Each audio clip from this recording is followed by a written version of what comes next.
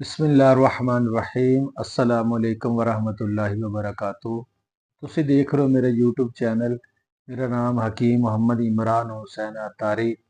अज तुहाडी खिदमत विच बहुत ज़बरदस्त नुस्खा पेश कर लगे हैं। बहुत प्यारा, बहुत मुजर्रब और साडी दुकान की शान है। ये नुस्खा तुहाडे गुरदे च पत्थरी है, गुरदे च पत्थरी निकलते बाहर आ गई है, वो जनाब अगे नहीं आ रही, पेशाब के रस्ते नहीं निकल रही, वो तुहानू परेशान कर रही है।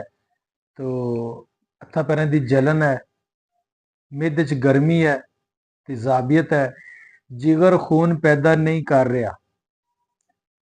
ये सारे मसाइल वास्ते सिर्फ चीज़ां दो ही है।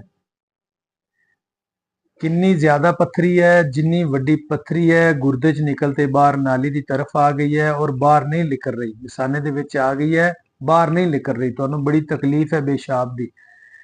इंशाअल्लाह यह चीज़ां इस्तेमाल करो, सिर्फ दो चीज़ां। इनका तरीकाकार यह है कि इन्होंने तुसी दो चीज़ों को लिया के हमाम दस्ते कुटते दुध की लस्सी बनानी है। एक गिलास दे विच अद्धा चम्मच इस्तेमाल करना है। दो गिलास होणगे लस्सी दे, दुध वाली लस्सी दे, ते यह एक चम्मच इस्तेमाल करना है। तुसी इहनूं वक्फे वक्फे नाल पीना है। हो सके तो एक दिन में तुसी 5 दफ़ा पीवो।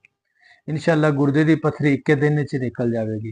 पेशाब की कोई मसाइल हैं गर्मी की वजह तो वो भी इंशाअल्लाह क्लीयर हो जाएंगे। हत्थां पैरां दी तलियां सड़दियां या सर्दी दे विच उंगलियां सुन्न रहिंदियां, ताकत नहीं रहिंदी, इहदे आस्ते भी ठीक है।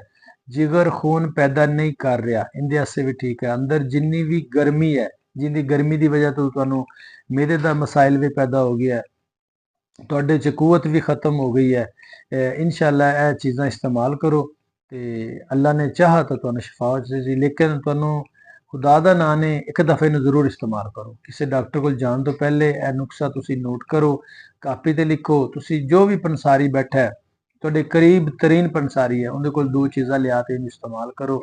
अगर तुसी नहीं बना सकते ने या तुहानू ये नहीं मुयसर किधरों, तुसी स्क्रीन ते मेरा नंबर चल रहा है, तुसी WhatsApp के जरिए मेरे ते राबता करो। असी कोशिश करांगे कि यह दवाई जिहड़ी है तुहानू तुहाडे घर तक TCS के जरिए, डाक के जरिए असी तुहानू पहुँचाईए। अगर जो भी तुसी मेरे कोलों मेरे नुस्खिਆਂ ਦੇ बारे पुछना चाहते हैं, जो मेरे नुस्खे YouTube ਤੇ ਚੱਲ ਰਹੇ ਨੇ, इनके बारे तुसी पुछना चाहते हैं, फिर भी तुसी मैनू WhatsApp के जरिए कनैक्ट राबता करो।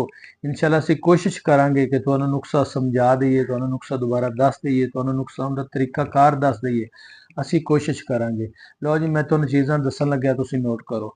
सिर्फ जौ खार ते कलमी शोरा, बस यह दो चीज़ां। जौ खार कलमी शोरा लिया के माम दस्ते च कुटो।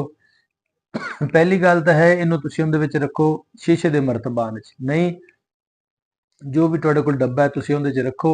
इनू तुसी इस्तेमाल करो। अल्लाह ने चाहा तो तुहानू शिफा मिल जासी। जज़ाक अल्लाह।